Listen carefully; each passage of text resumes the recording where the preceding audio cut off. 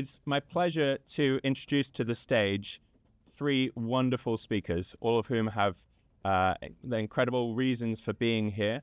We're going to start today with PCR Ambassador and former Prime Minister Rishi Sunak. Welcome to the stage, Mr. Sunak.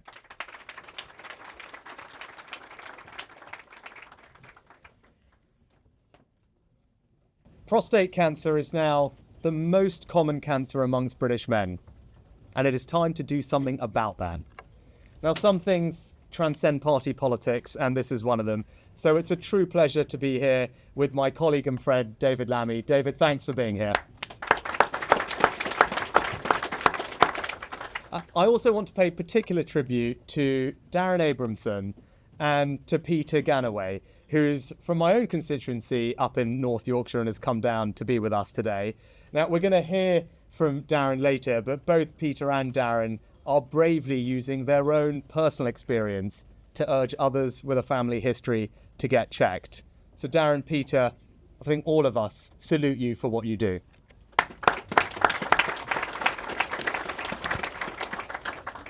Now, in the privacy of this room, I think we can admit that men are not very good at going to see the doctor. Now, I'm the son of a GP and a pharmacist, and I still put it off as much as possible. That instinct, though, is costing children their dads, costing friends precious time together, and costing lives. Prostate cancer is symptomless in the early stages, so we have got to find a way to nudge people to get checked. Now, when I was Prime Minister, we took the important first step with the Transform trial, a major study that will help us understand how screening could be introduced nationwide. But there are things that we can and must do now if we are not to see more men die unnecessarily. You can't listen to Darren talk about his experience or Chris Hoy and not think that we must act to prevent so many men in their 40s and 50s dying before their time. Now, I might not be Prime Minister anymore, but I am still determined to carry on pushing for better awareness and earlier treatment of prostate cancer. In time, I know that the Transform trial will lead to a nationwide screening programme, but we should not wait for that to help those most at risk from this disease. We know today who those men are, and we need a targeted screening programme to protect them now, to ensure that they get checked and, if necessary, treated. Men with a family history of this disease have a 1 in 4 lifetime risk. Black men have a lifetime risk that is double that of white men and far higher odds of presenting with an aggressive version of the disease. For those with a BRCA2 gene mutation, the lifetime risk can be as high as 1 in 2. These are the gentlemen that we can and must reach now, because every year of delay costs lives. Now, I know that many in the medical community have worried that screening would lead to too many false positives, too many unnecessary interventions. But the facts have changed. So it is now time for them to change their minds. MRIs are a game changer.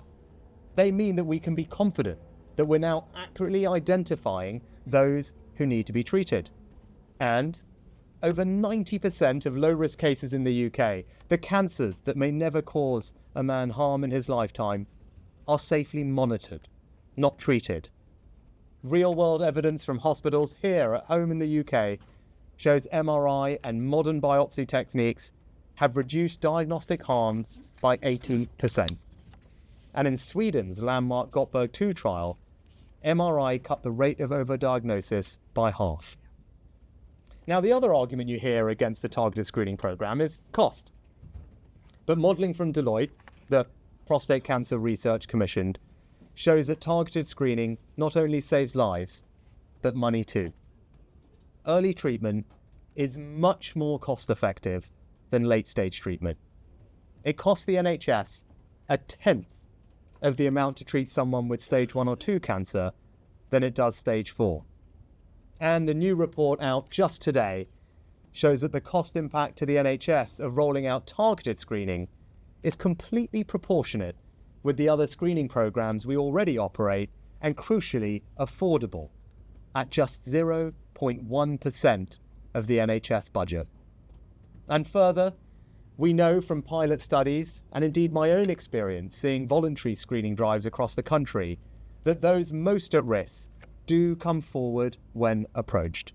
So, we have the evidence, we have the technology, we have the public buy-in. What we need now is the will. It's time to move from reactive care to proactive prevention. And if we can do this, we can save lives, we can reduce inequality, and we can ease pressures on the NHS. And I say to my fellow MPs that are here today, we all came here to this place to improve our constituents' lives. This is our chance to make a generational impact on men's health, deliver the preventative care that we talk about that our country needs, and give thousands and thousands of families more precious years together. So let's take it. Now, I'm now honoured to hand over to Darren, one of the very brave men, sharing his personal story to raise awareness of this terrible disease and to spur us all into action. Darren, thank you for your courage, your leadership, and your testimony. Please all join me in welcoming Darren to the stage. Good afternoon all. My name is Darren Abramson. I'm a 45-year-old former Royal Marine. I'm now a physiotherapist and I'm the clinical lead of 2 large MSK services in East Yorkshire. I've spent much of my life building the physical, mental and emotional resilience of myself and others around me. But nothing prepared me for the moment I received a prostate cancer diagnosis. The shock of diagnosis was that much harder to reconcile given my young age and fitness. This being contrary to the stereotype of prostate cancer being an older man's disease. I had a family history. My father. I raised concerns, but my symptoms were de-escalated by my GP surgery. My young age was used as a reason not to test, for fear of creating unnecessary health anxiety. I'm not alone. This isn't an N=1 case. There are thousands of men up and down the country who share this experience. Younger men, fitter men, dismissed. Risk factors ignored, symptoms overlooked, lives irrevocably disrupted. I was diagnosed in 2023, 2 days before Christmas. Advanced metastatic with bone spread. Aggressive and incurable with a 3 to 5 year prognosis.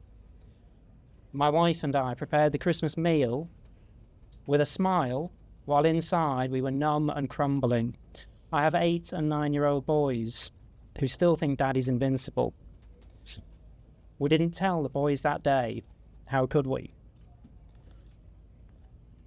My wife and I agonised over treatment plans, searching for answers, weighing different combinations of chemotherapy, radiotherapy, and newer drugs. Behind every medical term was the same fear. Would I be there to see my boys grow up? Would I be there for my wife? These are choices no man should have to face when earlier diagnosis could have offered a cure. Since then, I've had chemotherapy, 37 sessions of radiotherapy, and I'm on lifelong hormone therapy. I've responded well to treatment with a now undetectable PSA. However, paradoxically, the prognosis remains unchanged. I've kept going. I run, completing a 10-kilometre race with my wife halfway through chemotherapy, much to the dismay of my chemotherapy nurses. We thought I was mad. I continue my love of tennis. I competed last weekend in a tournament and lost, but I competed. I lift to counter the side effects of the hormone treatment. I work, expanding and pushing my current role. I fight because I refuse to let cancer define me. I refuse to let it steal my life or my role as a husband and father. That's why this report matters. It's not just numbers, it's lives, it's families, it's hope. Early diagnosis means a cure rather than my unfortunate prognosis. So, I say to MPs and policymakers, We have the evidence. This isn't my plea. This report shows that targeted screening is practical, it's affordable, and it's life-saving. Now we need the courage to act. Let's make sure no father has to hide his tears from his children. Let's make sure no partner has to carry the weight of uncertainty alone. Let's make sure no man is told too late. Let's be the generation that stopped waiting. Let's be the parliament that saved fathers, brothers and sons. Let's be the reason a child gets more time with their dad and a partner more time with their soulmate. Thank you.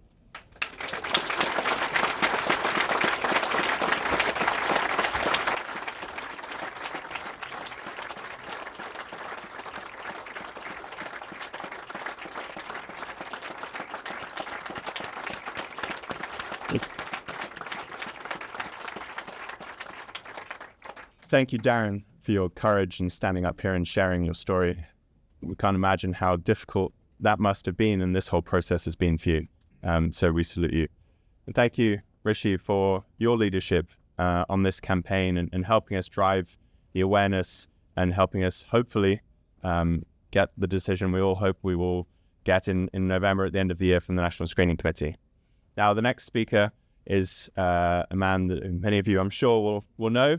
He's the Deputy Prime Minister of this country, and it's our honour to have David Lammy here speaking with us today. Mr. Lammy.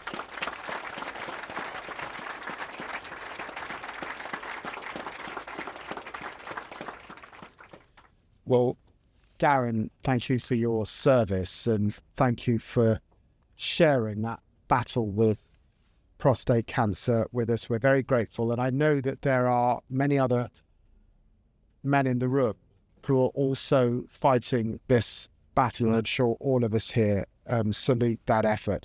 Thank you to Prostate Cancer Research for the work that you have continued to do over so many years and being absolutely clear on the direction of travel that this country should take. And let me say, I've been in politics now 25 years.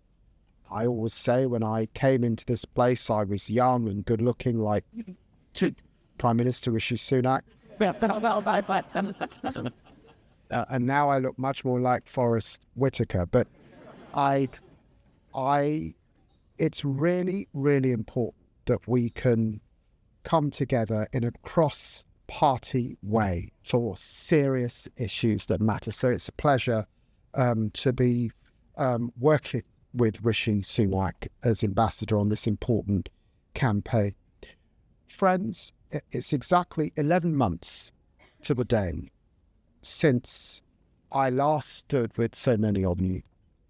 And I regret to say that in that period of time, approximately 58,000 men have been diagnosed with prostate cancer in the UK. And very sadly, another 11,000 have lost their lives. This is personal to me. Both my parents died young because of cancer, and I have two elder brothers living with prostate cancer. So this is very, very real. And this disease is not one that stands still. Cancer, as you know, does not care about what your politics are. It touches families right across the country, in every corner of our country. And that's why it's so important to have these cross-party moments and, importantly, the momentum that we require at this time. We've seen the formation over this period of the All-Parliamentary Group on Prostate Cancer, now bringing together over 55 MPs and peers. We've seen the broad media backing, not least from the Daily Mail and the Telegraph, supporting this campaign. And we've seen a huge response from the public, men and their families flooding members of Parliament's inboxes, calling for change. And that's really important, to be lobbying your members of Parliament. And can I say, as a black man, with the family experience I have, I know the risks and the inequities that exist in this area. The National Prostate Cancer Audit State of the Nation report shows that worse outcomes exist from people from deprived communities and sadly from the black community. Prostate cancer is the second leading cause of cancer death amongst men. For black men, the risks are twice those as for other men. For men with a family history of that risk, it's more than double that of the general population. And that's why it's so important to commend the work of people like Sir Chris Hoy, who have bravely stepped up and raised this issue on a national stage. And of course, for Sir Steve McQueen, who so courageously shared his cancer diagnosis on this spot last year, and Dermot Moynihan, who came forward and shared his terminal diagnosis and joined prostate cancer research as an ambassador to champion change. And of course, Alex Wheaton, a man whose death at 62 was a tragedy for so many of us who enjoyed his work and his books. There are too many deaths of men like this. And sadly, what we're hearing is over and over again, those presenting, as we've just heard, are younger and younger. So make no mistake, this government is up for the fight. My colleague and my dear friend, Wes Streeting, is leading the charge to strengthen cancer services across the National Health Service, diagnosing or ruling out 135,000 more cancer cases this year and investing in research into prostate cancer detection. We know that both the National Cancer Plan and the Men's Health Strategy present really important opportunities to give prostate cancer the attention it deserves, and that's exactly what prostate cancer research is helping to achieve. And I want to thank prostate cancer research for their important contribution in that fight, including, of course, last year's report, launched right here, which explored the potential cost effectiveness of targeting screening, as Rishi Sunak has just said. This year, I'm pleased to say that prostate cancer research is going even further with its new report focused on how to make that screening a practical reality with the right resources and implementation in place. I think this is an important contribution to the national conversation, which we got to take seriously. And the government has been clear it would like to see screening in place. But we've also been clear that it must be evidence-led, and that's why the independent UK National Screening Committee is reviewing this as a priority. Now, I'm trying to get on that committee, but they won't let me on the committee. So we await their expert advice, and of course we will consider it. But friends, I just want to leave you with one final note. This is a coalition effort. The history of cancers in this country is it does need political parties coming together. It does need civil society. It needs professions, and it absolutely needs the communities that stand behind all of us on one direction of travel. And together, we must continue to step up that fight. So thank you very much indeed. Thank you.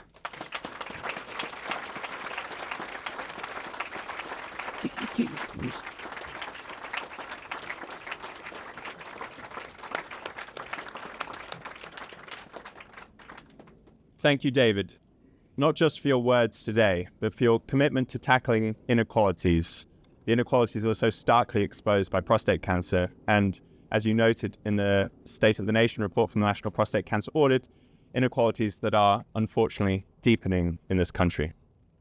So to conclude today's speeches, I would like to share some of our report's key findings with you all.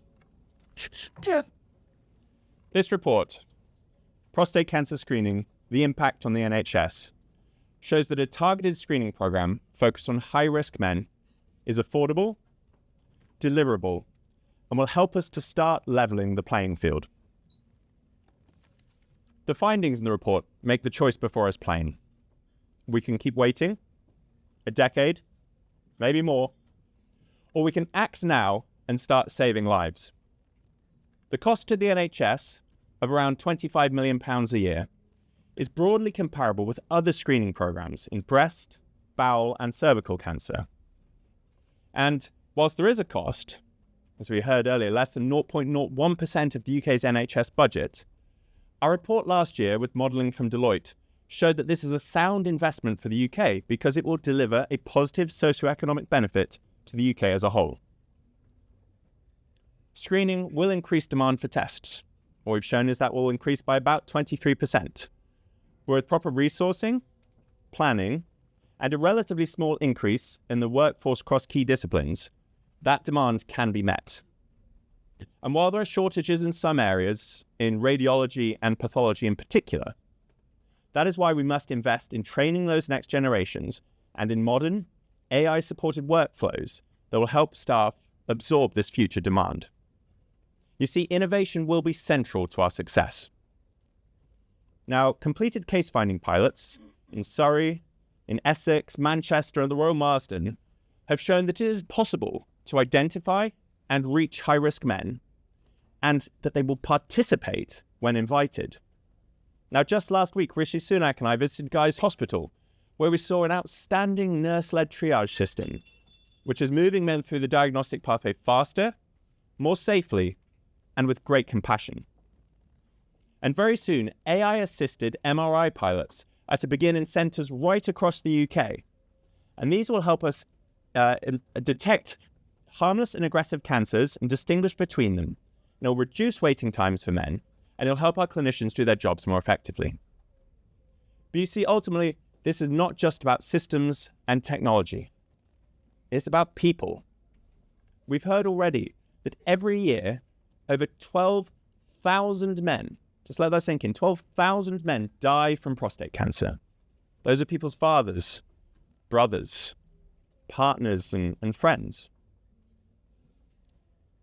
Darren and his wife Ruth faced the impossible decision of whether to tell their two boys at Christmas that he had just been diagnosed with advanced, incurable disease.